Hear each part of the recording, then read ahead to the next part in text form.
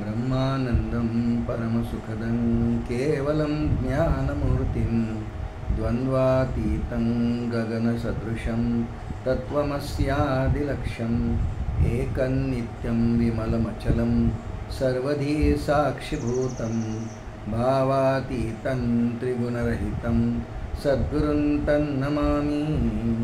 गुरुर्ब्रह्मा गुरुर्विष्णुर्गुरुर्देवो महेश्वरः गुरुः साक्षात् परब्रह्म तस्मै श्रीगुरवे नमः। दक्षिणे लक्ष्मणोर्यस्य वामे तु जनकात्मजा पुरतो मारुतिर्यस्य तं वन्दे रघुनन्दनं मनोजवं मारुततुल्यवेगं जितेन्द्रियं बुद्धिमतां वरिष्ठं वातात्मजं वानरयूथमुख्यं श्रीरामदूतं शरणं प्रपद्ये। शुकासारिखे पूर्णवैराग्यजाचे वसिष्ठा परिज्ञानयोगेश्वराचे कवी वाल्मिका सारिखा मान्य ऐसा नमस्कार माझा सद्गुरु रामदासा। राजाधिराज प्रभु रामचंद्र भगवान की जय, महारुद्र हनुमान की जय, अनंत कोटि ब्रह्मांड नायक राजाधिराज सच्चिदानंद सद्गुरु श्री ब्रह्म चैतन्य रामानंद प्रहलाद महाराज की जय। जय जय रघुवीर समर्थ। परमपूजनीय सद्गुरूंच्या आशीर्वादाने आज आपण रामदास स्वामींच्या वाङ्मयामधला एक अत्यंत महत्त्वाचा भाग स्फुटाभंगांपैकी स्फुटकाव्यांपैकी त्याच्यावर थोडंसं चिंतन करणार आहोत। आनंद वनभुवनी असं त्या काव्याचं नाव आहे, स्फुटकाव्य आहे। रामदास स्वामींचं वाङ्मय अफाट आहे श्रोते। ग्रंथराज, दासबोध, आत्माराम, मनाचे श्लोक याला तर समर्थ संप्रदायाची प्रस्थानत्रयी म्हणतात। पण ह्या व्यतिरिक्त रामदास स्वामींचं अफाट खूप वाङ्मय आहे। त्यात ओव्या आहेत, श्लोक आहेत, अष्टक आहेत, आपल्याला माहिती आहे, करुणाष्टक आहेत, सवाया आहेत, कितीतरी आरत्या आहेत, कितीतरी अभंग आहेत आणि कितीतरी वेळेवर अशी केलेली कवनं आहेत। त्यापैकी आनंदवन हे भुवन हे जे काव्य आहे श्रोते, हे 59 कडव्यांचं आहे।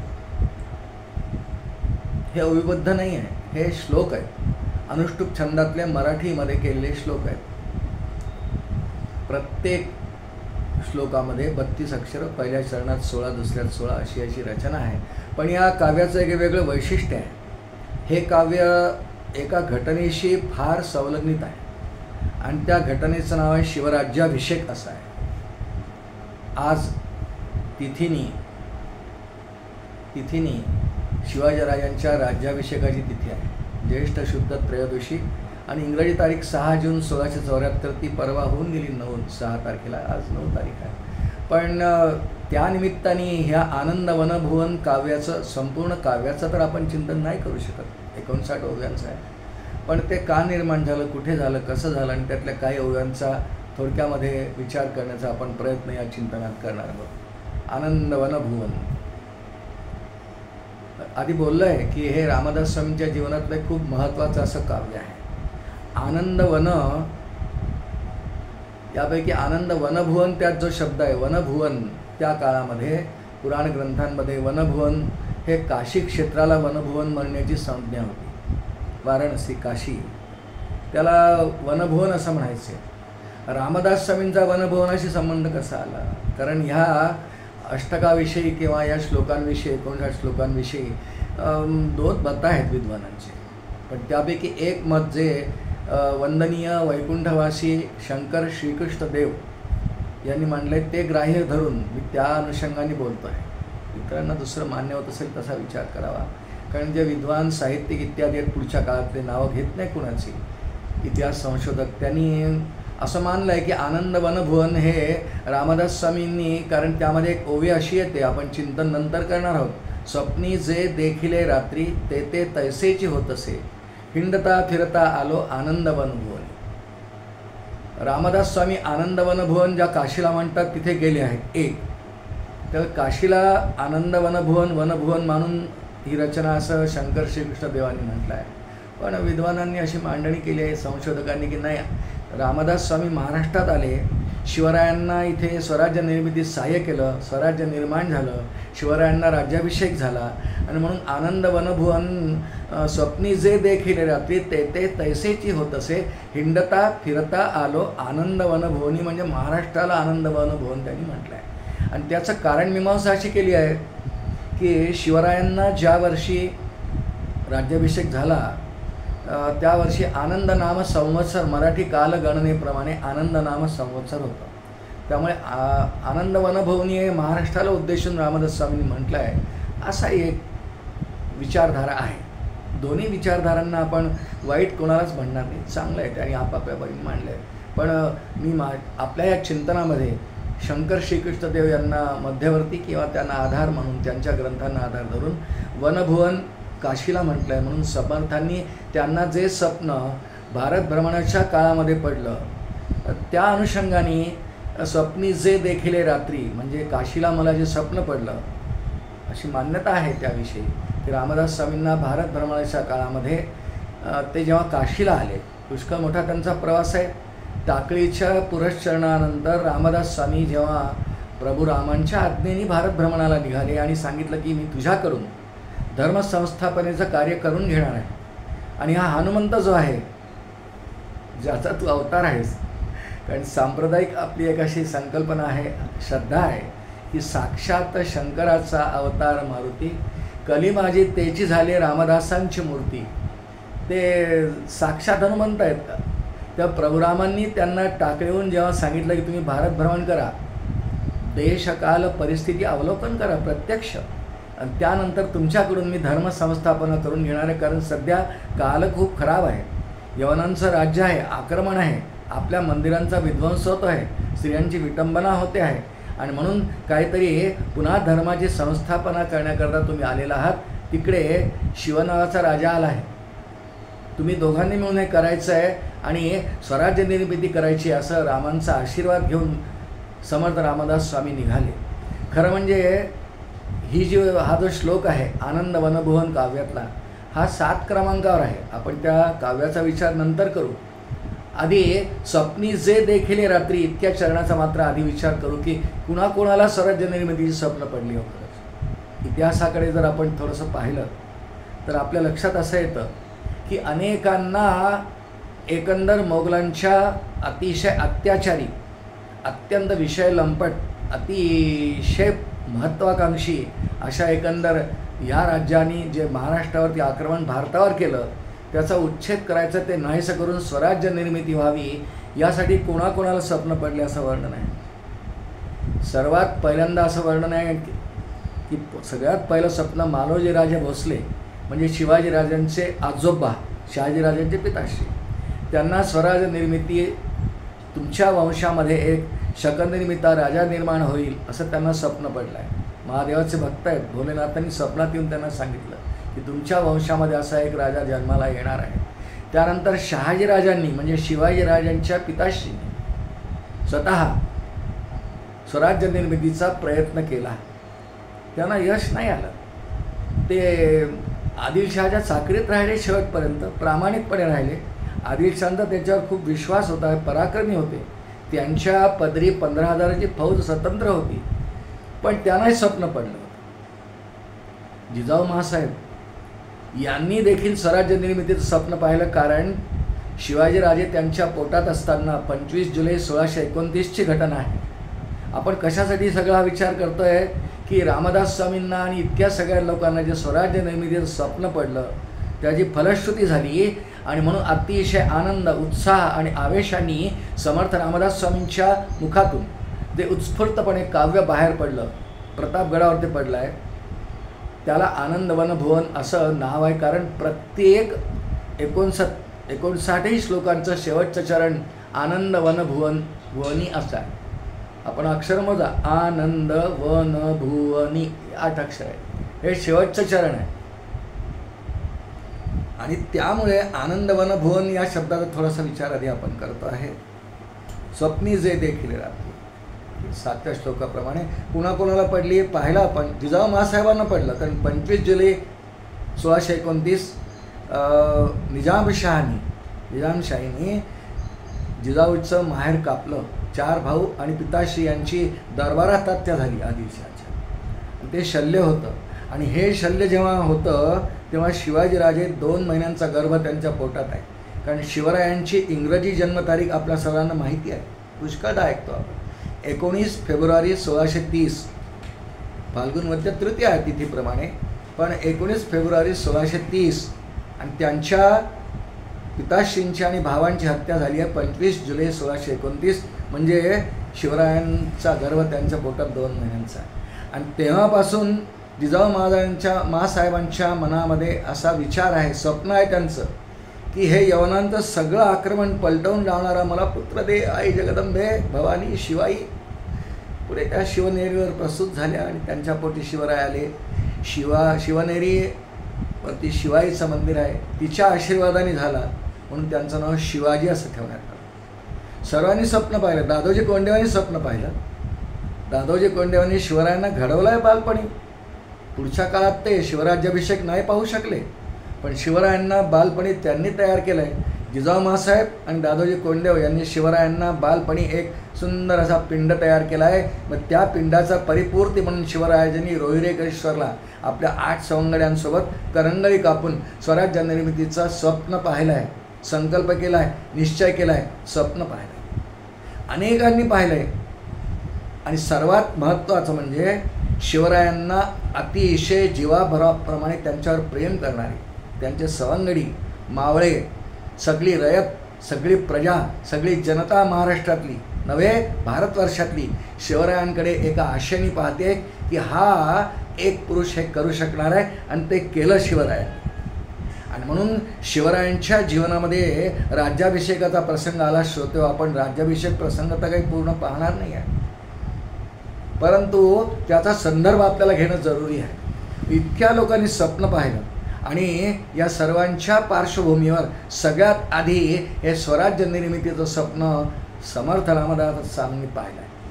शंकर श्रीकृष्णदेव यांनी त्रिखंडात्मक त्यांच्या समर्थ चरित्रांमध्ये मांडणी अशी केली आहे की रामांची आज्ञा घेऊन समर्थ रामदास स्वामी भारत भ्रमणाला निघाले. हनुमंत त्यांच्या पाठीपाठीशी आहे. साईयामासी हनुमंत आराध्य दैवत श्री रघुनाथ, श्री गुरु श्रीराम समर्थ काय उडे दासासी. दाता एक रघुनंदन वरकलदंडी देईल कोण, हे सोडून आम्ही जन कवणाप्रती मागावे, म्हणून आम्ही रामदास, म्हणून आम्ही रामदास. ते निघाले, अनेक ठिकाणी गेले. सगळा भारत भ्रमणाचा काळ आपल्याला पाहायचा नाही.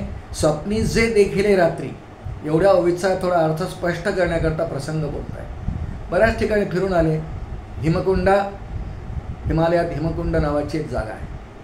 खाली खोल दरी, 3-3.5 किलोमीटर खोल दरी. ह्या स्थानाला आजच्या भाषेमध्ये व्हॅली ऑफ फ्लॉवर्स म्हणतात.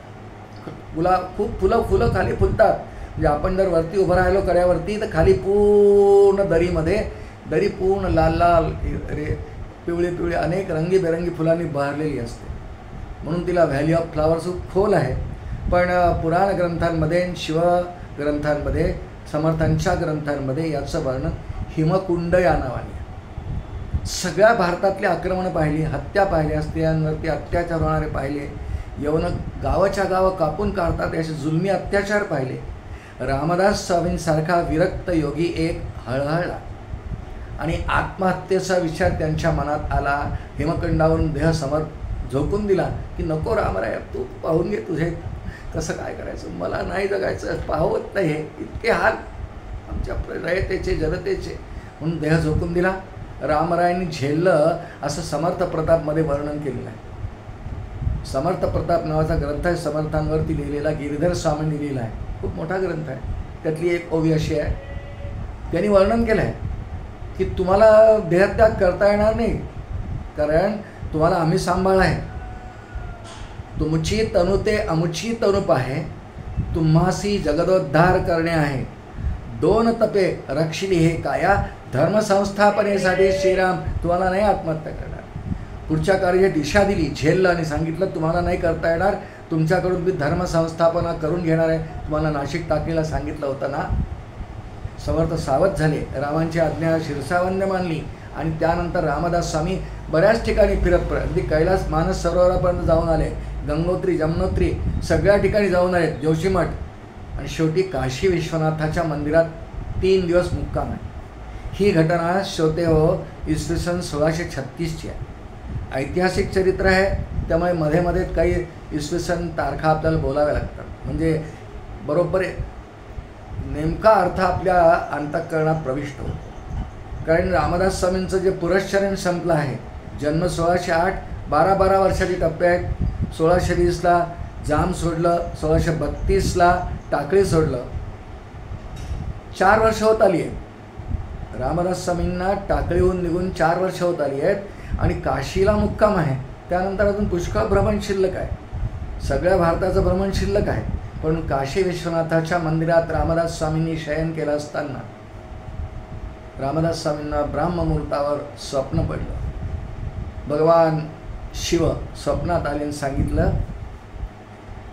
की तुम्हाला खूप कार्य करायचं आहे, पण तुमचं कार्यक्षेत्र इकडे नाही आहे. भारत भ्रमण झाल्यानंतर तुमचं कार्यक्षेत्र कृष्णातीरीच जायचं आहे. तुम्हाला कृष्णातीरी याचा अर्थ कृष्णा नदीच्या परिसरामध्ये तुम्हाला कार्य करायचं आहे.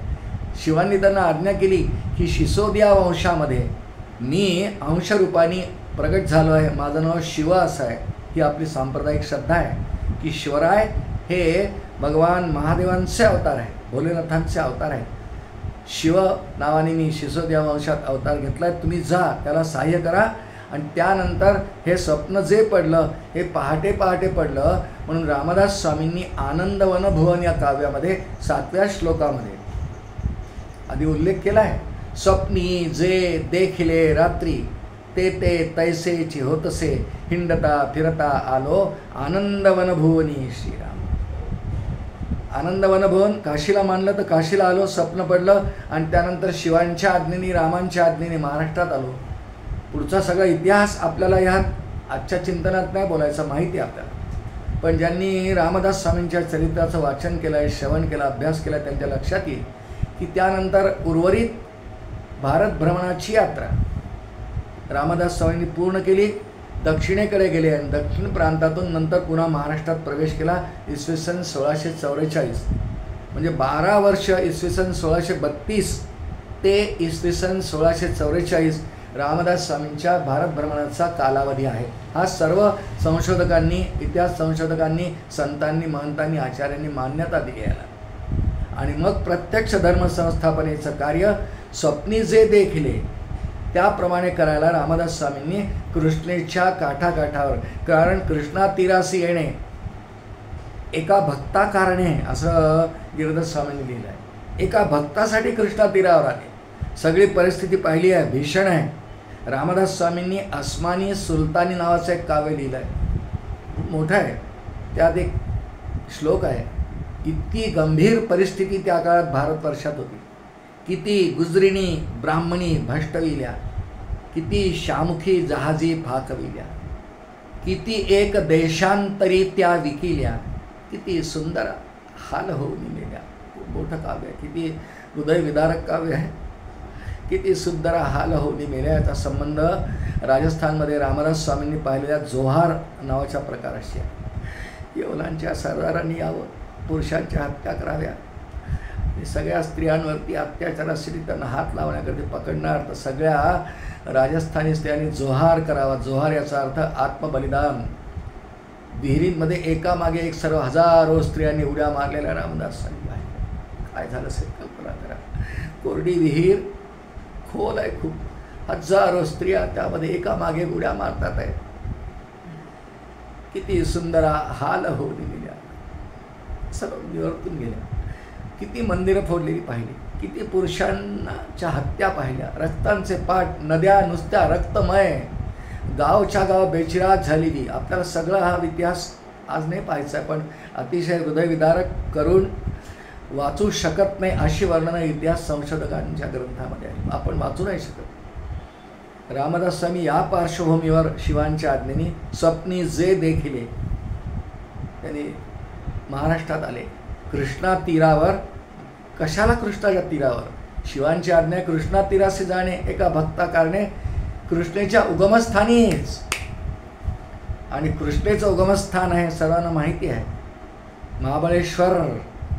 महाबळेश्वरला कृष्णा नदीचा उगम आहे, एकट्या कृष्णेचा नाही आहे. कृष्णा, सावित्री, कोयना, सावित्री आणि गायत्री अशा 5 नद्यांचं उगमस्थान आहे. गोमुखातून पडतात. प्रसंग आपल्या डोळ्यासमोर आणा. आपण गेला असाल सगळेजण महाबळेश्वरला, नसाल गेला तर जावं.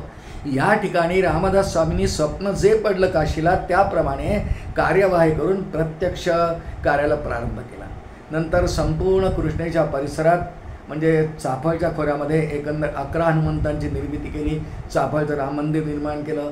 त्यानंतर शिवरायांची आणि त्यांची भेट शिंगणवाडीला झाली. शिवराय आणि रामदास स्वामी एकत्र आले आणि खूप क्रांती महाराष्ट्राच्या इतिहासात घडली.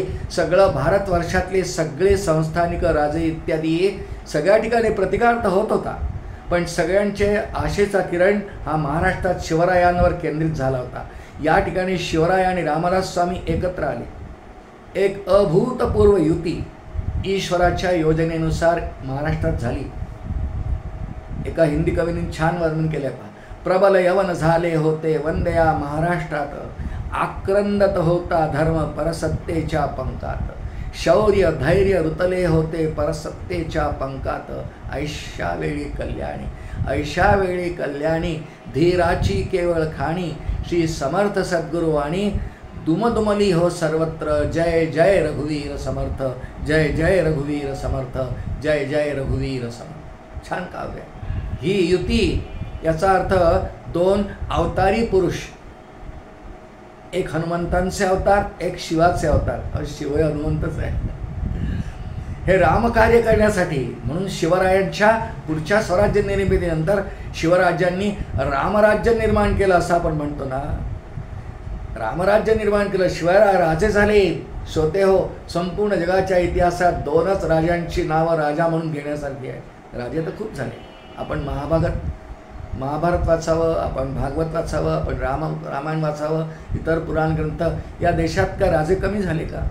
अनेक राजे झाले, प्रत्येक युगात झाले, अनेक झाले. भागवतातच वर्णन आहे. ध्रुव राजा आहे, प्रल्हाद राजा आहे, पृथू राजा आहे, यदुराजा आहे, किती राजे आहेत. पण राजे 2च यशस्वी झाले. एक प्रभू रामचंद्र त्रेतायुगात आणि कलियुगात छत्रपती शिवाजी महाराज. राजांनी कसं वागावं, त्याची वागणूक कशी असावी, त्यांनी धर्म कोणता पाळावा, प्रजेचं पालन कसं करावं, राजधर्मात जितकी लक्षणं आहेत अनेक ग्रंथात ती सांगितली आहे. रामायणातही आहे वाल्मिकींच्या, की राजा कसा असावा, राज्यकारभार कसा असावा. ती सगळीच्या सगळी वचनं छत्रपती शिवाजी महाराजांनी जशीच्या तशी खरी केली. रामदास स्वामी आणि छत्रपती शिवाजी महाराज एकत्र आले. शेवटे हो, पुन्हा एक तारीख पाहू आपण. 12 एप्रिल 1649 हे एकत्र आले पहिल्यांदा. शिवरायांचा तो प्रांतच आहे, जन्मही त्या भागात आहे. शिवनेरी, सगळे किल्ले पुण्यात होते. रामदास स्वामी जन्म जांबेत, टाकीला पुरश्चरण, काशी इत्यादी 12 वर्ष फिरून भ्रमंती करून आलेले. दोघं एकत्र आले शिंगणवाडी नावाच्या ठिकाणी चाफळजवळ.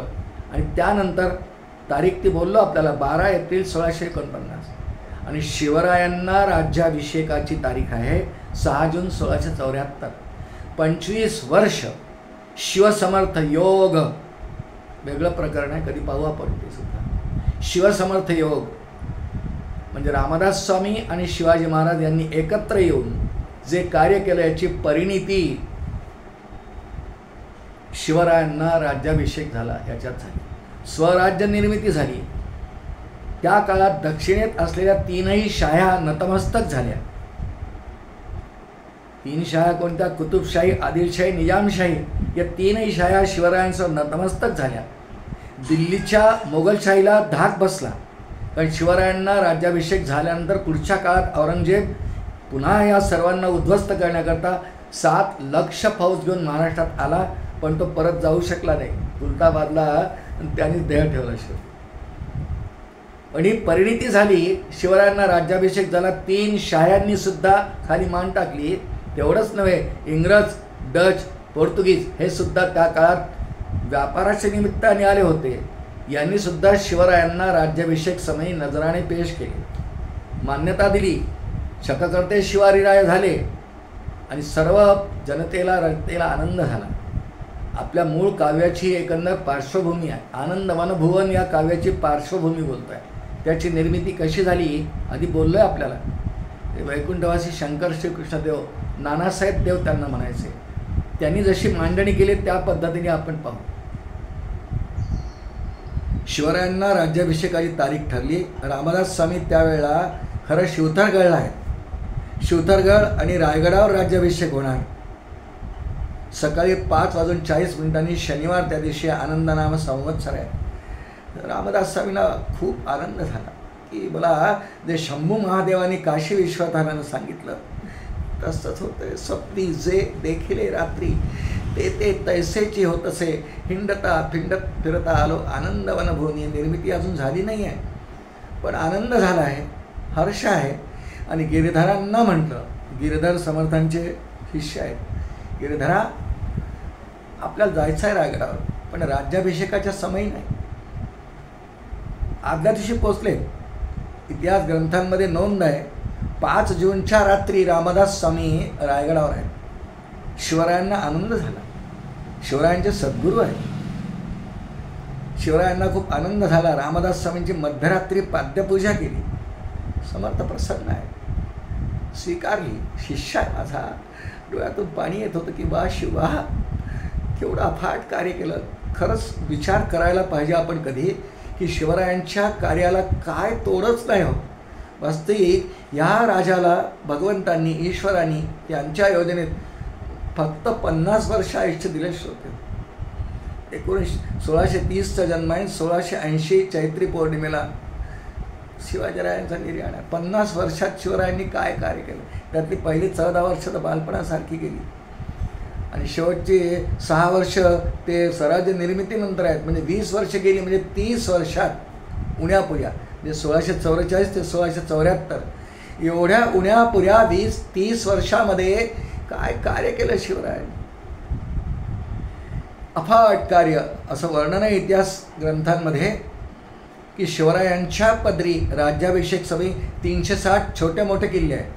रायगड आहे, राजगड आहे, शिवनेरी आहे, प्रतापगड आहे, पुरंदर आहे, हे तर आहेच, सज्जनगड आहे, छोटे मोठे. आणि 1 लक्ष सेना आहे. त्यात पायदळ आहे, घोडदळ आहे, त्यात आरमार समुद्रातला आहे. हे सगळं मिळून 1 लाख आहे. 360 तर किल्लेदार आहेत आणि सगळे स्वामिनिष्ठ आहेत. सगळ्यांच्या अंतःकरणात शिवाजीराजांबद्दल एक विशेष प्रेम आहे, जीवाभावाचे आहे. शिवरायाने नुसती चुटकी वाजवावी की प्राण द्यायला तत्पर. तानाजी मालुसरे पहा, बाजीप्रभू घोरपडे, बाजीप्रभू देशपांडे पहा, एका चुटकीसारखे प्राणार्पण केलेले कितीतरी आहे. कितीतरी ठिकाणी मोहिमा फत्ते झाल्या पण महत्त्वाचे मोहरे गेले. म्हणून शिवरायांच्या राज्याभिषेक प्रसंगी नंतर महाराष्ट्रात शांतता आहे. शिवरायांच्या राज्याभिषेक प्रसंगी अत्यंत उत्स्फूर्तपणे समर्थांचं काव्य आहे. समर्थांना अभिषेक झाला. शिवरायांनी विनंती केली की स्वामी, ते गोसावी म्हणायचे, आपण आलात आशीर्वाद द्यायला, आनंद वाटला. आता राज्याभिषेकाला काही समय उरला आहे. बघरीतली भाषा आहे, इथेच थांबावे. समर्थ म्हणाले नाही, ते राजे म्हणायचे, राजे आम्ही नाही थांबणार. कारण आम्ही जर इथे उपस्थित राहिलो तर राज्याभिषेक समयी ही सगळी रयत आम्हाच वंदन करी. वंदन आपणास व्हायला पाहिजे. आपण सम्राट होणार आहात, आपण सिंहासनाधीश्वर होणार आहात. त्यामुळे आम्ही फक्त आज आलो आशीर्वाद द्यायला, पण आम्ही ते राहणार नाही. आपल्याला सर्वांनी वंदन करावयास हवे. म्हणून रामदास स्वामी तिथून निघणार. शिवरायांनी त्यांची पाद्यपूजा करून त्यांच्या अंगावरून 11,000 सुवर्णाच्या मोहरा उधळल्या. त्यांना काय करायचं. लंगोटी असणारा हा संत आहे, अत्यंत विरक्त. शुका सारिखे पूर्ण वैराग्य ज्याचे, वसिष्ठापरी ज्ञान योगेश्वराचे. शुकांसारखं वैराग्य, वसिष्ठांसारखं ज्ञान, त्यांना ते मोहरा काय करायचे. त्यांनी त्या सगळ्या मोहरा तिथे उपस्थित असलेल्या सगळ्या गोरगरिबांच्या अंगावर उधळून लावल्या. काही घेतलं नाही. शिवरायांचा निरोप घेतला. गिरिधराला म्हटलं, गिरिधरा राज्याभिषेकाचा मुहूर्त पहाटे पहाटे आहे. आजच्या काल वेळेप्रमाणे, इंग्रजी वेळेप्रमाणे 5:40 शनिवार 6 जून 1674 राज्याभिषेक आहे. मध्यरात्र उलटून गेली आहे. रामदास स्वामी म्हणतात आहे, गिरिधरात चल आपणास जाणे आहे शिवतरगडीत. गिरधर म्हणाले, नाही स्वामी, आपण नाही पोहोचू शकत तिथपर्यंत. आणि समर्थांना कोणत्याही परिस्थितीत शिवराज्याभिषेक समय कोणत्या तरी किल्ल्यावर राहायचं. कारण शिवराज्याभिषेक जेव्हा होणार, बालदार, चोपदार, ललकारी देणार आहेत, किल्लेदार, प्रत्येक किल्ल्याचा किल्लेदार, 360 किल्ल्यावरून शिवरायांना मानवंदना दिली जाणार आहे. 21 तोफांचे ध्वनी येणार आहेत. हे समर्थांना कानात साठवायचे आहेत. ज्यासारखी अट्टहास केला रामरायाची, शिवांच्या आज्ञेने आलो, आज तो परिपूर्तीचा क्षण. मग गिरिधरा आपण कुठे जायचे? महाराज, प्रतापगड इथून नजदीक आहे. प्रतापगडापर्यंत आपण पोहोचू शकतो. घोड्याने आले ते घोड्यावर 2 जण आले, 2 घोड्यांवर. घोडे तयार आहेत स्वामी. मध्यरात्रीनंतर रामदास स्वामी आणि गिरधर निघाले. 2-1 तासात ते प्रतापगडाला पोहोचले. प्रतापगड, कारण प्रतापगडावरती सुद्धा 21 तोफांची सलामी होणार आहे. तिथला किल्लेदार ती करणार आहे. मुख्य प्रसंग रायगडावर होणार आहे. जिजाऊ मासाहेब मुद्दाम त्यांना पाचाडून आणलं आहे, कारण रायगडावरच्या एकंदर वातावरण त्यांना सहन होत नव्हतं. म्हणून गेली काही महिने शिवरायांनी त्यांना, पाचाड खालीच आहे, पायथ्याशीच आहे पाचाड गाव, आणि शिवराज्याभिषेकानंतर अत्यंत मोठं स्वप्न पाहणारे आमच्या जिजाऊ मासाहेब, ज्यांनी शिवाजीराजांना घडवलं, त्यांचा सगळा प्रवास पाहिला, प्रत्येक वेळी त्यांना उपदेश केला, आज्ञा दिल्या, अशा अत्यंत मातृभक्त शिवाजीराजांचा राज्याभिषेक सोहळा मनापासून पाहिल्यानंतर जिजाऊ मासाहेबांनी 11व्या दिवशी म्हणजे 17 जूनला पाचाड ठिकाणी देहत्याग केला आहे. स्वप्न त्यांचे पूर्ण झाले. रामदास स्वामी गिरधरांबरोबर आले. ते प्रतापगडला आले. शिवरायांच्या राज्याभिषेकाचा प्रसंग आला आणि बरोबर 5:40 21 तोफांची सलामी सगळ्या गडांवरून देण्यात आली. समर्थांचे कान तृप्त झाले. ललकारी आली. प्रौढ प्रताप पुरंदर, सेना धुरंदर, क्षत्रिय कुलावतांस, गो ब्राह्मण प्रतिपालक छत्रपती शिवाजी महाराज. ही ललकारी ऐकली. कोणी दिली? प्रतापगडच्या किल्लेदारांनी पडली.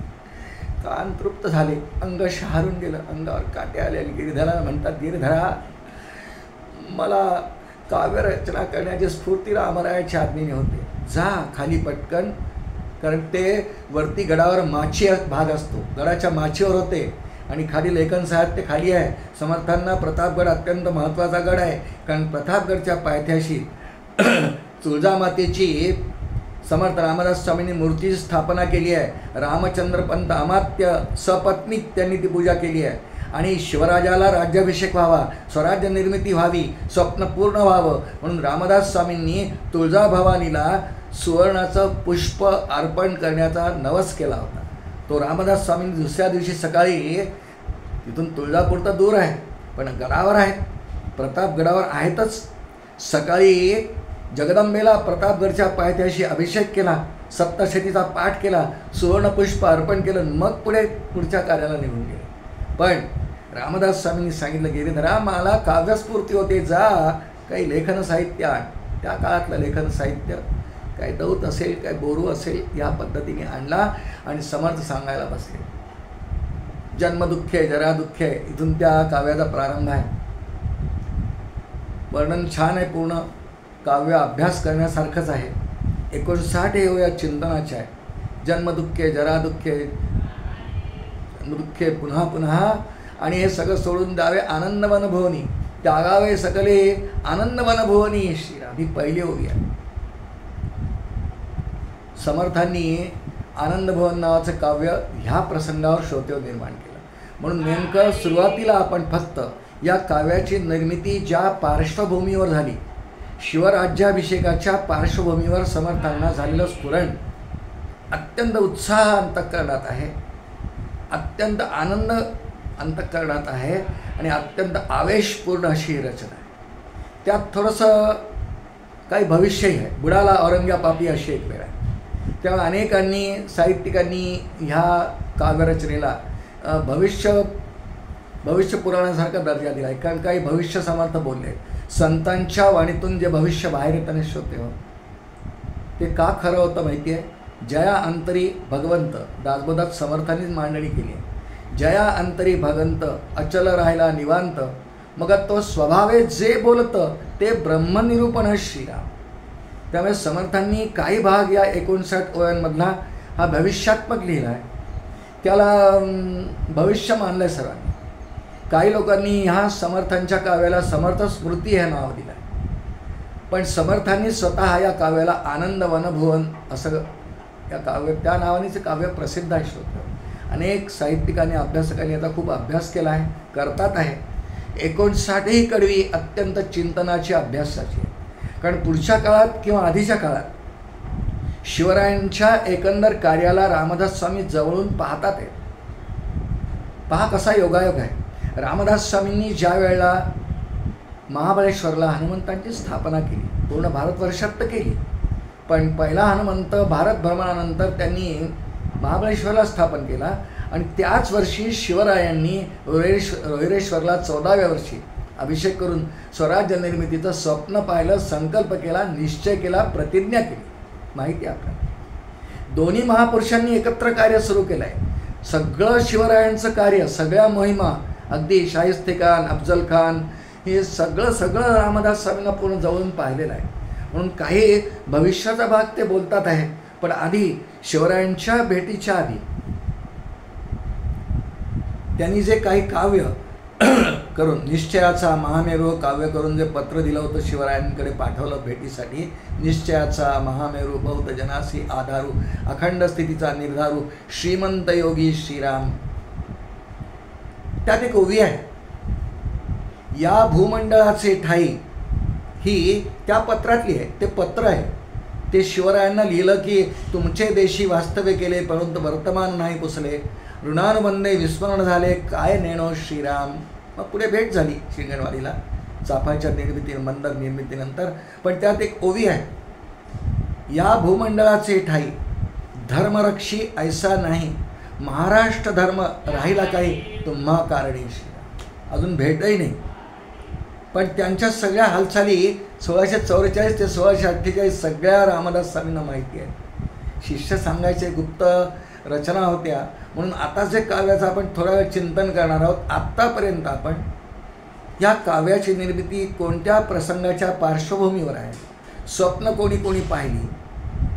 कारण यात जी ओवी आहे जिचं आपण थोडं चिंतन केलं आहे आधी. स्वप्नी जे देखिले रात्री ते ते तैसेची होत असे, मला ब्राह्ममुहूर्तावर काशी विश्वनाथाच्या मंदिरात जे स्वप्न पडलं ते ते तैसेची होत असे, आणि हिंडता फिरता आलो आनंद वनभवनी. म्हणजे साहित्यिकांनी जो विचार मांडला तोही काय हरकत नाही, चांगला आहे. किंवा आनंद भवनात म्हणजे महाराष्ट्रात आलो आणि आनंदवन आनंद नाम संवत्सरात शिवाजीराजाला राज्याभिषेक झाला, स्वप्न पूर्ण झालं. म्हणून या काव्यामध्ये काही भविष्याचा विचार आहे. पहा, उदंड झाले पाणी. ह्या 59 ओव्यांचा तर आपण चिंतन नाही करू शकत. आमच्या इथे गुरुवर्य रानडे होऊन गेले, त्यांनी फार ग्रंथ लिहिले आहे. त्यांनी मिस्टिझम इन महाराष्ट्र नावाचा इंग्रजीत सुंदर ग्रंथ आहे. गुरुदेव रानडे त्यांना म्हणायचे. गुरुदेव रानडे फार विद्वान होते, अभ्यासक होते, न्यायमूर्ती होते. त्यांनी फार इंग्रजीत ग्रंथ लिहिले. त्यांनी ग्रंथ लिहिला आहे मिस्ट्री इन महाराष्ट्र. त्यामध्ये शिवरायांच्या आनंदवन भवन काव्याचा उल्लेख केला आहे. त्यात त्यांनी लिहिलं आहे, ह्या काव्याद्वारे समर्थांच्या अंतःकरणात एकंदर साठवलेलं सगळं, शिवराज्याभिषेकापर्यंत सगळं पाहिलेलं सर्व, शिवरायांची प्रत्येक हालचाल, अनेक यवनांचा केलेला पराभव, अफजल खानासारख्या एका मातब्बर महासरदाराचा त्याला दक्षिणचा सरदार म्हणून नियुक्त केलं होतं औरंगजेबानी, दख्खनची त्याला सरदारकी दिली होती, त्याचाही निपात किती छान पद्धतीने, किती सुंदर पद्धतीने शिवरायांनी केला. हे सगळं या पार्श्वभूमीवर समर्थांना आपलं अंतःकरण मोकळं करायचं होतं. आणि ते नेमकं त्यांनी शिवराज्याभिषेक प्रसंग संपल्यानंतर हे प्रगट केलं आहे. अत्यंत मोकळ्या मनाने त्यांनी लिहिलेलं आहे काव्य आहे असं गुरुदेव रानड्यांनी आपल्या मिस्ट्री इन महाराष्ट्र ग्रंथात लिहिलंच होतं. मुद्दाम त्याच्यात एक याच्यावर प्रकरण आहे. त्याचप्रमाणे आमच्या इथे रवींद्रनाथ टागोर नाव सगळ्यांना माहिती आहे. रवींद्रनाथ टागोरांनी एक कविता लिहिली आहे, तिचं नाव आहे प्रतिनिधी. प्रतिनिधी काव्य ते शिवाजी राजांवरती लिहिलेली कविता आहे. त्यांनी ते काव्य का लिहिलं याला थोडी पार्श्वभूमी आहे. शिवाजी राजांचा मुक्काम सातारला आहे. जिजाऊ मासाहेब सोबत आहेत. बाळाजी आवजी अष्टप्रधान मंडळापैकी आहेत, चिटणीस आहेत, ते आहेत. आणि रामदास स्वामी चाफळच्या खोऱ्यात आहेत. सातारला आले योगायोगाने, हनुमंतांच्या मंदिरात मुक्काम केला आणि रोज सकाळी रामदास स्वामी कोरडी भिक्षा मागायचं माहिती आहे आपल्याला. रामदास स्वामी भिक्षा मागण्याकरता ज्या ठिकाणी शिवराय उतरलेले आहेत त्या ठिकाणी आले आणि जोरात गर्जना केली, जय जय रघुवीर समर्थ. बस, भिक्षेकरी आले, आवाजही ओळखला आणि शिवराय बाहेर आले, अंगपुलकित झाले. माझे सद्गुरू माझ्या दारावर भिक्षेला आले, त्यांच्यावरून जीव ओवाळून टाकावा असे माझे सद्गुरू. किती कार्य, अखंड भ्रमंती, पायी खडावा फक्त, वस्त्र नाही, कुठे जातील माहिती नाही. अत्यंत विरक्त, अत्यंत निस्पृह माझे सद्गुरू. शिवराय बाहेर आले, बाळाजे ते दारावरच उभे आहेत, भिक्षेकऱ्यांनी आज जायचं नाही आहे. शिवरायांनी जिजाऊ मासाहेबांना सांगितलं, मासाहेब माझी इच्छा होते की आत्तापर्यंत जितकं राज्य निर्माण झालं आहे, राज्याभिषेक झालेला नाही, जुनी घटना आहे, पुष्कळ किल्ले त्यांच्याजवळ आहेत, वैभव खूप आहेत, निष्ठावंत सेवेकरी आहेत, वैभव आहे, सगळं राजे आहेत. मासाहेब आत्तापर्यंत जेवढं राज्य आहे, जितके किल्ले जिंकलेले आहेत, सगळे स्वामींच्या चरणी अर्पण करावे अशी इच्छा आहे. त्या जिजाऊ मासाहेब आहेत, रामदास स्वामींचा अधिकार ओळखतात. शिवबा तुमच्या मनात जे असेल ते करावे. बाळाजी आवजींना बोलावलं, एक कागद घेतला, त्या चिठ्ठीवर लिहिलं, आज पावे तो जेवढे राज्य आम्ही कमावले ते आपणास समर्पण करीत आहे. आणि ती चिठ्ठी झोळीत टाकली. रामदास स्वामींनी पाहिली चिठ्ठी वाचून, झोळी, हे राज्य आपल्याले, हे राज्य व्हावे, हे तो श्रींची इच्छा अर्पण केलं. समर्थ थांबले एक क्षण. शिवबा राज्य आम्हाच दिले? होय महाराज, आपलेच राज्य आहे. ठीक आहे, आम्ही स्वीकारले. पण रामदास स्वामी का राज्याभिषेक करून घेणार आहेत का? शुका सारिखे पूर्ण वैराग्य ज्याचे. राजे आता राज्य आमचं आहे, आम्ही म्हणू त्याला देऊ, आणि म्हणून हे राज्य आपणच सांभाळावे अशा आपणास आज्ञा घ्या. चिठ्ठी परत दिली नाही, पण ते राज्य पुन्हा दिले. फक्त एकच करणे, ह्यानंतर जेव्हा राज्यात कुठेही गडावरती भगवा झेंडा स्थापन करावा, सोनेरी किनार असलेला, चांदेरी किनार असलेला भगवा झेंडा स्वराज्याचा राष्ट्रध्वज ठरला या घटनेप्रमाणे. आणि शिवराय पिकांना भटताना आपण म्हणतात घोषणा गर्जना, हर हर महादेव गर्जना करावी, हे या प्रसंगातून ठरलं. शंभू महादेवाचं नाव घ्यावं आणि राज्य आपणच करावं. ऐसा पाहिजे की राजा कैपक्षी परमार्थी. शिवरायांची पण निस्पृहता किती टोकाची, राज्य अर्पण केलं. रामदास स्वामी सुद्धा किती निस्पृह अंतःकरणाचे, ते राज्य तुम्हीच सांभाळा म्हणून सांग. दोघांना राज्याचा मोह नाही, दोघांना मोह नाही म्हणून प्रबल यवन झाले होते म्हटलं ना, त्यामध्ये किती सत्यता आहे. पण शिवरायांनी त्यानंतर रामदास स्वामींची आज्ञा म्हणून राज्य पूर्ण सांभाळलं आहे. पण जेव्हा जेव्हा शिवबांना काही समस्या येईल, मनस्ताप होईल, तेव्हा रामदास स्वामींनी शिवराय हे कमीत कमी चाफळच्या खोऱ्यात असताना, एकतर शिंगणवाडीला, चाफळला, शिवतरगडला किंवा अन्य कुठेही मंदिरांमध्ये जितके मारुती स्थापन केले, पारगाव असेल, मसूर असेल, उमरेज असेल, चाफळचे 2 मारुती असतील, मनपाडळे असेल, या सर्व परिसरात रामदास स्वामींनी, शिवाजी महाराज यांच्या किमान 100 भेटी झाल्याची वर्णने इतिहासकारांनी केली आहे. आणि गुप्त मसलती व्हायच्या. श्रोतेहो, इतक्या पार्श्वभूमीवर हे काव्य आहे. कारण या भूमंडळाचे ठाई धर्मरक्षी कसा पाहिजे, अत्यंत निस्पृह पाहिजे. राजा जर निस्पृह वृत्तीचा नसेल तर कधीही राज्य समृद्ध होत नाही. त्या राज्याला कोणी रामराज्य मग म्हणत नाही. रामराज्याची मूळ संकल्पना प्रभू रामचंद्रांनी रूढ केली, ते रामराज्यच. आणि अगदी तसंच त्याच सगळ्या नीतींनी, न्यायांनी, सदाचारांनी शिवाजी महाराजांनी राज्य केलं, चालवलं. म्हणून शिवराजाला सुद्धा रामराज्याचा दर्जा आहेच. श्रोते हो, ही सगळी पार्श्वभूमी ज्या काव्याची आहे, ते काव्य आता काही त्यातल्या श्लोकांचा तरी 2-3 श्लोकांचा तरी विचार करायला पाहिजे आपल्याला. एक ओवी आहे त्यातली, उदंड झाले पाणी, स्नान संध्या करावया, जप तप अनुष्ठाने, आनंद वनभुवनी. मागे पुढे कडव्या आपल्या वेळेवर आठवलं म्हणून बोलतात. मी पुन्हा म्हणतोय, की पूर्ण 59 श्लोकांचं चिंतन करायला आपल्याजवळ इतका कालावधी नाही आहे, पण प्रत्येक ओवी चिंतनाची आहे. त्याला 2 कारणं आहेत. एक ही रामदास स्वामींसारख्या एका विरक्त अंतःकरणाच्या पुरुषांनी, संतांनी, सद्गुरूंनी केलेलं काव्य आहे. त्यामुळे ही काव्य ही ईश्वराचीच निर्मिती आहे एक. आणि दुसरी गोष्ट, हे काव्य ज्या राजाच्या संदर्भात केलं आहे की ज्याचं कार्य पाहून, ज्याचा राज्याभिषेक पाहून रामदास स्वामींना हे काव्य करण्याची स्फूर्ती रामाला देतात आहे. त्यामुळे काव्य अत्यंत महत्त्वाचं आहे. सगळ्या अंगाने परिपूर्ण आहे. 59 ओव्यांमध्ये खूप वर्णन आहे. ओवी 1-2 आपण ओव्यांचा अर्थ पाहू आपल्या उपलब्ध वेळेत. उदंड झाले पाणी, स्नान संध्या करावया, जप तप अनुष्ठाने आनंद वनभवन. पाणी आधी नव्हतं का हो? पाणी होतं, पण कलुषित होतं, प्रदूषित होतं, रक्तांच्या नद्या वाहत होत्या, बोललोय आपल्याला.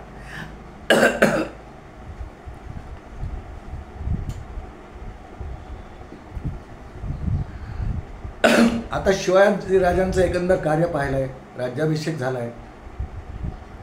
त्यामुळं उदंड झाले पाणी, स्नान संध्या करावया. एक तर पाणी उपलब्ध सहज आहे, चांगलं आहे, दूषित नाही, पवित्रपणा नद्यांना आहे. आणि त्याचबरोबर धर्मवृत्तीचा उच्छेद आता नाही आहे. म्हणजे एखादा ब्राह्मण जर नदी किनाऱ्यावर संध्या करायला सकाळी बसला, ध्यानाला बसला, काही अनुष्ठान करताय, तर मोगलांची धाड येऊन त्याला आता कापणार नाही. त्याला निर्भयता आली आहे सांगण्याचा ओवीचा आशय आहे. निर्भयता आली. जे जे कर्म करणारी मंडळी आहेत, जप तप अनुष्ठान, 3 नाव आहे. ही अनुष्ठानं करणारी जी मंडळी आहेत त्यांना निर्भयता आली, धाक राहिला नाही. पूर्वी जरासं काही करायला बसलं देवपूजा की यवन केव्हा येतील आणि पूजा विध्वंस करतील सांगता येतं. किती मंदिरं शहाजहांनी एकट्याने काशी क्षेत्रामध्ये 350 मंदिरं फोडल्याची नोंद इतिहासात आहे. तेच महाराष्ट्रात झालं. तुळजाभवानी सुद्धा फोडली होती ना. त्यामुळं त्याचा आधार आहे जपतप अनुष्ठाने. दंड झाले पाणी, स्नान संध्या कराव्या, जप तप अनुष्ठाने हे करायला मोकळीक, म्हणजे मोकळा श्वास लोकांना घेता आला. अतिशय मनापासून साधना करायला लागली.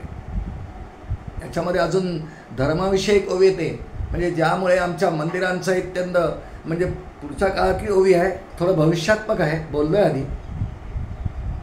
बुडाला औरंग्याबाद, ब्लेंच संवार झाला, मोडिली मांडिली क्षेत्रे आनंद वनभूमी, अशी ओवी आहे. मोडिली मांडिली क्षेत्रे, बुडाला औरंग्यापापी. वास्तविक हे काव्य जेव्हा रामदास स्वामींच्या अंतःकरणातून प्रसवलं तेव्हा औरंगजेब आहे, तो अजून आलाही नाही महाराष्ट्रात. पण शिवरायांना राज्याभिषेक झाला आहे, धाक पडला आहे सगळ्यांना. सगळ्या शाया मृतप्राय नष्टप्राय झाल्या आहेत. त्या सर्व शायांनी नजराने दिलेत, इंग्रजांनी पण दिले, बोललोय आधी. त्यामुळं बुडाला औरंग्यापापी हे थोडं भविष्यातलं वर्णन आहे. ब्लेंच संवार झाला, 7 लक्ष फौज कापली पुढे मराठ्यांनी, गेलीच नाही परत.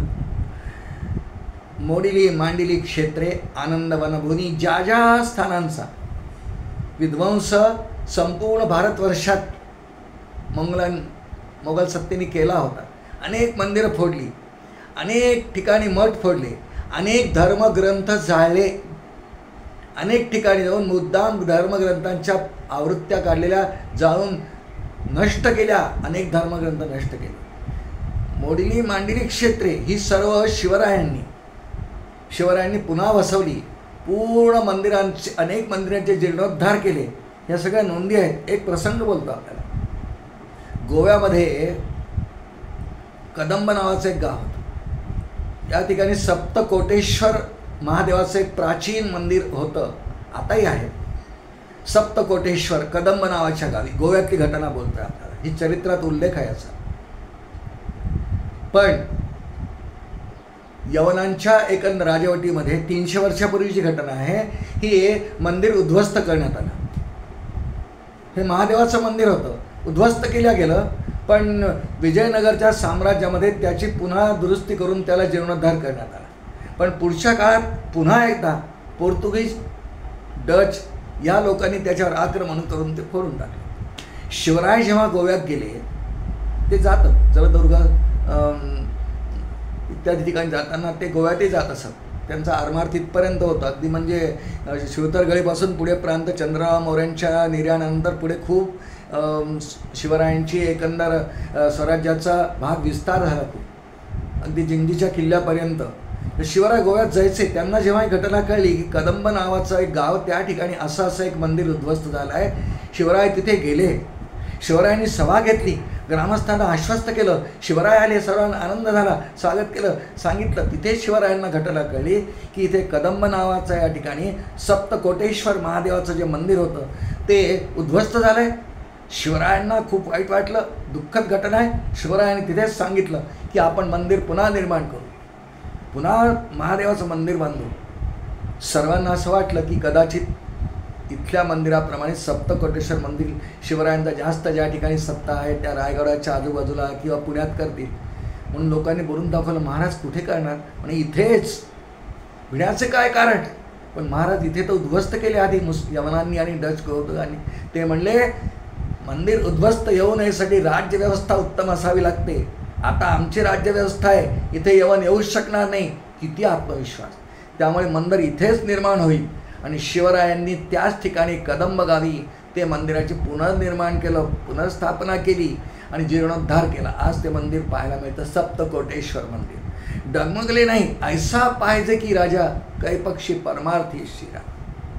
शिवरायांनी याप्रमाणे अनेक मंदिरांची मठांची पुनर्निर्मिती केली. इथे शिवरायांचं कार्य थांबत नाही. श्रोते हो, समर्थांच्या ह्या काव्यात जो थोडा भविष्याचा संदर्भ आहे, शिवराज्याभिषेक झाला त्याच दिवशी रात्री रचलेलं काव्य आहे, पण काही उल्लेख असे आहेत त्या काव्यामध्ये. कारण शिवाजीराजांनी पुढच्या काळात केलेल्या एकंदर तलवारींनी युद्ध जिंकणं, प्रतिस्पर्ध्यांची शत्रूची सेना कापून टाकणं, जमिनी जिंकणं, किल्ले जिंकणं यांनी स्वराज्य निर्मित नाहीच. रामदास स्वामींना स्वराज्य निर्मितीचा आनंद आहे. आनंद मनभोवनी स्वप्नी जे देखिले रात्री ते ते तैसेचे होतसे, हिंडता फिरता आलो आनंद मनभोवनी. पण नुसतं तलवारींनी लोकांना मारून हत्या करून जमिनी किंवा किल्ले ताब्यात घेऊन स्वराज्य निर्मिती होत नाही.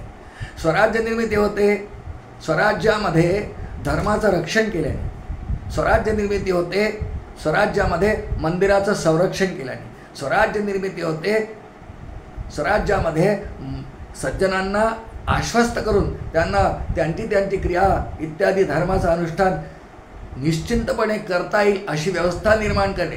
स्वराज्य त्याला म्हणतात ज्या ठिकाणी जनता अत्यंत आनंदाने राजाने सांगितलं त्याप्रमाणे वागते. राजा हा प्रजावत्सल असतो आणि प्रजेची सुद्धा राजावर निष्ठा असावी लागते. असं ज्या ठिकाणी होतं त्याला स्वराज्य म्हणतात. आणि शिवरायांनी केलं, अनेक गोष्टी शिवरायांनी असं केलं आहे. संस्कृतीचं रक्षण करणारा राजा असेल तर स्वराज्य निर्मिती असते. शिवरायांनी राज्याभिषेकानंतर काही जे प्रमुख कार्य केलं होते हो, सगळ्यात पहिल्यांदा यवनांच्या आक्रमणामुळे मराठी भाषेचा चेंदामेंदा झाला होता. अनेक फारसी अरबी शब्द मराठी भाषेत रूढ झाले होते. शिवरायांनी राज्याभिषेकानंतर रघुनाथ हनुमंते एक नावाचे विद्वान पुरुष होते, याची नोंद इतिहासात सगळ्या इतिहासकारांनी केली. रघुनाथराव हनुमंते यांना बोलावून सांगितलं की तुम्ही राज्यभाषा कोश पुन्हा निर्माण करा. राज्य व्यवहार कोश त्याला नाव दिलं आहे. राज्य व्यवहार कोश सगळी अरबीन फारसी नावं काढून टाका आणि नवीन अद्यादी आपण वापरतो ही नावं रूढ करणारी अशी एक, ज्याला आजच्या भाषेत डिक्शनरी म्हणतात. राजभाषा कोश म्हणजे एक डिक्शनरी ज्याला आपण म्हणतो, शब्दावली, ती तुम्ही निर्माण करा. आणि ती झाली पुढच्या काळात शिवरायांची. याला म्हणतात स्वराज्य. शिवरायांनी स्वराज्य निर्मिती करून त्यांना जेव्हा राज्याभिषेक झाला नवीन कालगणना सुरुवात केली, पण ती आपल्या नावावर नाही निर्माण केली. आपल्या नावावर नाही निर्माण केली. शक, राज्याभिषेक शक नावाने केली. शिवनाव त्यात नाही आहे. त्यांनी आपल्या नावाची मुद्रा तर वयाच्या 16व्या वर्षीच केली होती. सर्वांना माहिती आहे ती मुद्रा आधीच आहे. त्या मुद्रेचा विचार नाही आहे. राज्यभाषा कोश तयार केला, स्वराज्याचा झेंडा राष्ट्रध्वज म्हणून भगवा झेंडा स्वीकारला आणि अनेक जे कामं केली त्यामध्ये नवीन शक सुरू केला, राज्याभिषेक शक सुरू केला. जी पूर्वी नाणी मुघलांच्या काळात होती सगळी नाणी बंद केली, नवीन नाणी पाडली. 2 प्रकारची नाणी शिवरायांनी प्रचारात आणली. एक सुवर्णाची नाणी, त्यांना होन म्हणायचे, आणि एक तांब्याची नाणी आणली त्यांनी, त्याला शिवराई असं म्हणायचे. 2 नाणी होऊन शिवराई सोन्याचं तांब्याचं ही नाणी पाडली की जेणेकरून जनतेला आपलं राज्य आहे, स्वराज्य आहे याची जाणीव व्हावी. ऐसा पाहिजे की राजा कैपक्षी परमार्थी. रामदास स्वामी जे म्हणतात ना, असा करणारा राजा आहे. म्हणून रामदास स्वामींना या काव्यनिर्मितीच्या आनंद आहे. आणि शिवरायांनी ती नाणी जी नेमली, त्या नाण्याच्या दोन्ही बाजूला जे छापल्या जायचं, एकीकडे श्री शिव आणि दुसऱ्या बाजूनी श्री छत्रपती शिव आणि श्री शिव आणि दुसऱ्या बाजूनी छत्रपती फक्त शब्दित करायचं. आणि दोन्ही मिळून श्री शिवछत्रपती राजा असं व्हायचं एकंदर. दोन्ही सगळ्या नाण्यांच्या मागे हे कोरलेलं होतं. याप्रमाणे नवीन नाणी पाडली, राज्य व्यवहार कोश निर्माण केला, शक सुरू केलं. ही शिवरायांची सर्व निर्मिती आहे, ही अत्यंत धर्मानुकूल आहे. आणि जेणेकरून सगळ्या रयतेत ही नेहमी बातमी जाईल की नवीन शक सुरू झाला आहे, नवीन युग झालं आहे, हे स्वराज्य आहे. म्हणून गो ब्राह्मण प्रतिपालक जे त्यांना म्हणतात, सर्वांचा धर्माचा कैवारी, धर्मरक्षी ऐसा कोणी नाही तुमचे. या भूमंडळाचे ठाई धर्मरक्षी कोणी नाही, तुमच्यामुळे राहिला आहे टिकून धर्म. हे शिवरायांना उद्देशून जे कवन आहे श्रोते हो, समर्थांना या सगळ्या घटनांमुळे श्रोते हो खूप आनंद झालेला आहे. आणि या आनंदाच्या पार्श्वभूमीवर या आनंद वनभुवन या काव्याची निर्मिती आहे. आणि एक समर्थांच्या एकंदर चरित्राकडे आपण पाहिलं तर श्रोते आपल्या लक्षात येईल की खूप गोष्टी रामदास स्वामी गुप्त ठेवायचे. सर्वांसमोर सगळ्या गोष्टी प्रगट करू नये. काही गोष्टी फक्त शिवरायांजवळ, काही गोष्टी फक्त आपल्या शिष्यांजवळ, अधिकार पाहून, अधिकार परत्वे कार्य होते त्यांची गण. आणि रामदास स्वामी दागोदात गुप्त शब्दाला खूप मान दिला आहे, खूप दिला आहे. म्हणून तसं ह्या काव्यातही त्याचं एक नाव आहे, 11 बहु 11 काय 11 कळेची ना, गुप्त ते गुप्त राखावे आनंद वनभुवन. ह्या सांकेतिक ओळीचा अजूनही अर्थ नीट स्पष्ट कोणाला नाही होत आहे. अनेक विद्वानांनी, साहित्यिकांनी याच्यावर लिहिलं आहे. शंकर श्रीकृष्णदेव यांनी तर फक्त या श्लोकानंतर चिंतन करताना मी फक्त नमस्कार करतो म्हटलं आहे का, कारण त्यांनी म्हटलं 11 बहु 11 काय 11 कळेची ना, याचा अर्थ फक्त रामदास स्वामी जाणेल किंवा प्रभू रामचंद्र जाणेल, आम्हास काय कळेल. पण अनेकांनी असा एक त्याचा अर्थ लावला आहे की रामदास स्वामी हे हनुमंतांचे अवतार आहे आणि तो 11वा रुद्र आहे, 11. आणि शिवाय जय जय रघुवीर समर्थ ही त्यांनी जी घोषणा निर्माण केली आहे त्याचे अक्षर 11 आहेत, असे अर्थ लावले. पण ही ओवी आहे त्या काव्यात आहे, 11 काय 11 कळेची ना, गुप्त ते गुप्त राखावे आनंद वनभुवन. मी बोललो आहे आपल्याला की हे सगळंच काव्य फार चिंतनशील आहे, चिंतन करण्यासारखं आहे. रामदास स्वामींच्या अंतःकरणातून ते शिवराज्याभिषेकाच्या प्रसंगी त्यांचे कान मन तृप्त झाल्यानंतर, देवा ज्यासाठी आम्ही मांडला होता उद्योग तुझ्या हातने रामा प्रभू शिवा महादेवा तुझ्या स्वप्नाप्रमाणे. म्हणून या संपूर्ण काव्यातली अत्यंत मध्यवर्ती खरं म्हणजे जी ओवी आहे, बाकी सगळे शिवरायांची स्तुती आहे, काही भविष्य आहे, बुडाला औरंग्या पापी वगैरे हे सगळं आहे. पण अतिशय मध्यवर्ती जी ओवी आहे ती एकदा ओवी पुन्हा म्हणतो आणि नंतर या चिंतनाला विराम देतो. 7 क्रमांकाचा हा श्लोक आहे आनंद वनभुवनी या काव्यातला. स्वप्नी जे देखिले रात्री ते तैसेची होत असे, हिंडता फिरता आलो आनंद वनभुवनी, हिंडता फिरता आलो आनंद वनभुवनी. जे जे आम्ही स्वप्नात पाहिलं काशी विश्वनाथ, जे जे या महाराष्ट्राच्या रयतेने स्वप्न पाहिलं, जे जिजाऊ महासाहेबांनी पाहिलं, जे शहाजीराजांनी पाहिलं, जे मालोजीराजांनी पाहिलं, जे रयतेनी पाहिलं, ते या स्वप्नाची पूर्ती रामदास स्वामी म्हणतात झाली माझी. म्हणून याला आनंद वनभुवन म्हटलं, कारण आम्ही मूळ स्वप्न आनंद भवनात काशीला पाहिलं. किंवा आनंद वनभवन जर महाराष्ट्राला म्हटलं तर महाराष्ट्रात रायगडावर शिवाजीराजांना राज्याभिषेक झाला म्हणून आनंद वनभवन महाराष्ट्राला जरी म्हटलं तरी काही गैर नाही. श्रोते हो, याप्रमाणे आज आपण शिवराज्याभिषेक दिन आहे, ज्येष्ठ शुद्ध त्रयोदशी आहे. खूप मोठा सोहळा रायगडावर आजही असणार आहे, तारखेने पण झाला आहे. म्हणून शिवरायांना त्यांच्या स्मृतीला, त्यांच्या राज्याभिषेकाच्या स्मृतीला पावन अभिवादन. रामदास स्वामींना वंदन. आपल्या सगळ्या संस्कृतीला, आर्य सनातन धर्मातल्या सर्व गोष्टींना वंदन करतो. प्रभू रामचंद्रांना वंदन करतो. माझे पूज्य सद्गुरू प्रल्हाद महाराज यांच्या चरणी नतमस्तक होतो आणि या ठिकाणी थांबतो. छत्रपती शिवाजी महाराज की जय. सद्गुरू समर्थ रामदास स्वामी महाराज की जय. अनंत कोटी ब्रह्मांड नायक राजाधिराज सच्चिदानंद सद्गुरू श्री ब्रह्मचैतन्य रामानंद प्रल्हाद महाराज की जय. जय जय रघुवीर समर्थ.